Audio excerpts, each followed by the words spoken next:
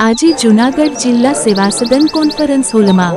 જૂનાગઢ જિલ્લા કલેક્ટર સાહેબ શ્રીની અધ્યક્ષતામાં એક પ્રેસ બોલાવવામાં આવેલ હતી, જેમાં સંતો મહંતો સાથે શહેરીજનો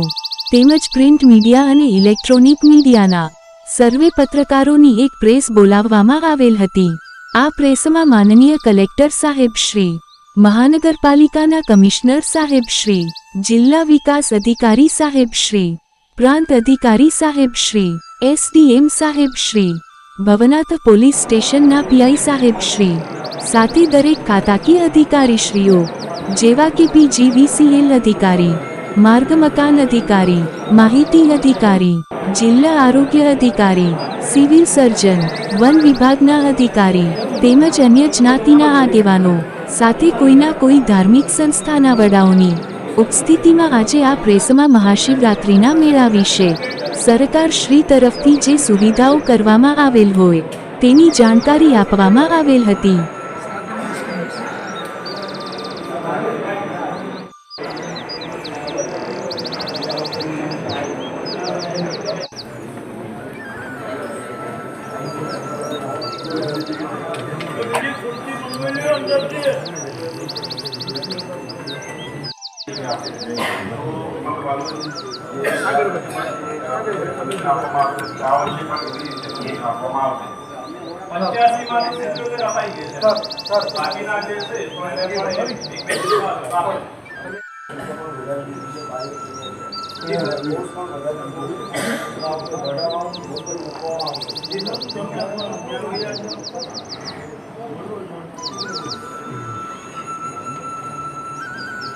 प्रश्न हो तो अहीं आवे पहला मारी साथे चर्चा करवी જોઈએ કે સાહેબ એવી વાત છે કે નથી। અમે જેટલી પણ રાષ્ટ્રીય વ્યવસ્થા હતી, રાષ્ટ્રીય જે વ્યવસ્થા હતી આ તમામ વ્યવસ્થાઓ રહી એમના માટે